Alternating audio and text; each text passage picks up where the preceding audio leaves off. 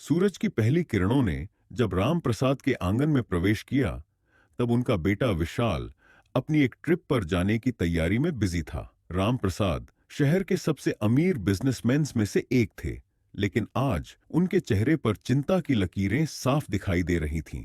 पिताजी, आप चिंता मत कीजिए, मैं आपके सपनों को साकार करूंगा, विशाल ने अपना छोटा सा बैग संभालते हुए कहा।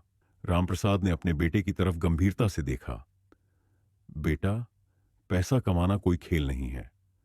मैंने तुम्हें सिर्फ 10 लाख रुपए दिए हैं और एक लेटर दिया है। इस लेटर में लिखे रूल्स को फॉलो करना, यही तुम्हारी सफलता की कुंजी होगी। विशाल ने पिता के हाथ से लेटर लिया और अपनी जेब में रख लिया। उसकी आंखों में आत्मविश्वास की चमक थी। पिताजी, 1 साल में मैं इस राशि को 2 गुना कर दूंगा। रामप्रसाद मुस्कुराए। अच्छा, और कैसे करोगे ये कमाल? मैंने सुना है कि शहर के बाहर नई कॉलोनी बन रही है। वहां जमीन के दाम बढ़ने वाले हैं। मैं वहां इन्वेस्ट करूंगा। रामप्रसाद ने सिर हिलाया। पहले लेटर पढ़ लो, फिर कोई कदम उठाना। विशाल ने लेटर खोला। उसमें लिखा था, 1, कभी भी बिना जाने या समझे इन्वेस्ट मत करो। अपनी आय का कम से कम 10वां हिस्सा बचत के लिए अलग रखो। 3, धैर्य रखो, जल्दबाजी में कोई निर्णय मत लो। 4, विश्वसनीय लोगों से सलाह लो। 5, कभी भी अपनी पूंजी से ज्यादा का जोखिम मत लो। लेकिन जवानी का जोश था कि मानने को तैयार नहीं था। विशाल ने बिना सोचे समझे अपनी पूरी पूंजी जमीन में लगा दी। कुछ महीनों बाद पता चला कि वह जमीन विवादित थी। सारा पैसा डूब गया। यहां विशाल ने नियमों का पालन नहीं किया। उसने बिना सोचे समझे निवेश कर दिया था।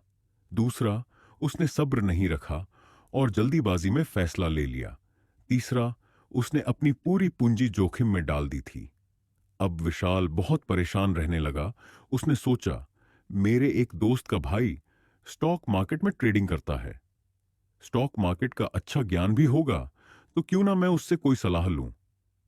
विशाल अपने दोस्त के भाई कमल के पास जाता है और उसे सारी बात बताता है कि कैसे उसने एक विवादित जमीन में पैसे निवेश किए और उसके सारे पैसे डूब गए। कमल बहुत ही चालाक आदमी था। वो स्टॉक मार्केट में इंट्राडे ट्रेडिंग करता था, जिसमें वो पहले से ही अपना बहुत नुकसान कर चुका था। लेकिन कमल ने ये बात विशाल को नहीं बताई, या वो विशाल से कहता है, अरे कोई बात नहीं विशाल, तुम टेंशन मत लो, मैं स्टॉक ट्रेडिंग कर रहा हूं और बहुत पैसा कमाता हूं। मैं तुम्हारी मदद करूंगा। अगर तुम कहीं से 1 लाख रुपया मुझे देते हो, तो मैं उन पैसों को ट्रेडिंग करके 1 महीने में डबल कर सकता हूं।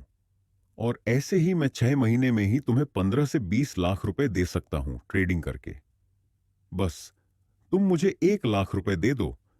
विशाल कमल को कहीं से 1 लाख रुपए उधार लेकर देता है, लेकिन कमल ट्रेडिंग में नुकसान करके पूरे 1 लाख रुपए डुबा देता है।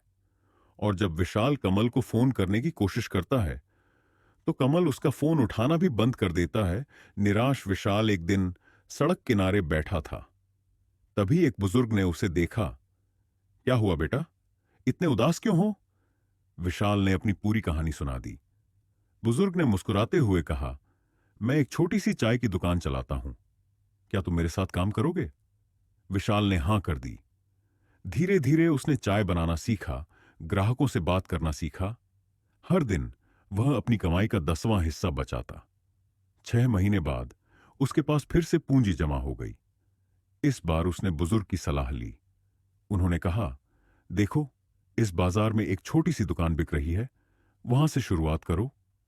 विशाल ने दुकान खरीदी और उसे चाय की दुकान में बदल दिया। अपने अनुभव से उसने दुकान को सफलतापूर्वक चलाया। धीरे धीरे उसका व्यवसाय बढ़ने लगा। 1 साल बाद जब वह घर लौटा, तो उसके पास पिता की दी हुई राशि से कई गुना ज्यादा पैसे था। लेकिन इससे भी जरूरी था वह ज्ञान जो उसने इस पूरे सफर में सीखा था। रामप्रसाद ने पूछा, क्या सीखा इस साल? विशाल ने कहा, पिताजी, मैंने सीखा कि पैसे से बड़ा ज्ञान होता है। आपने मुझे पैसे नहीं, जीवन का सबक दिया। मैंने सीखा कि सफलता धीरे धीरे आती है और इसके लिए पेशेंस, नॉलेज और एक्सपीरियंस की जरूरत होती है। रामप्रसाद गर्व से मुस्कुरा दिए।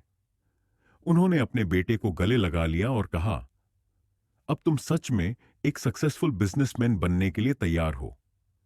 आज विशाल शहर का एक प्रतिष्ठित व्यवसायी है। उसकी चाय की दुकानों की श्रृंखला पूरे राज्य में फैली हुई है। लेकिन वह आज भी अपने पिता के दिए गए 5 नियमों का पालन करता है और नए व्यापारियों को यही सीख देता है, धन कमाने से पहले ज्ञान कमाओ। तो फिर हमने विशाल के अनुभव और इस कहानी से क्या सीखा? अगर हम अमीर और सफल बनना चाहते हैं तो हमें इन 5 नियमों का पालन करना होगा।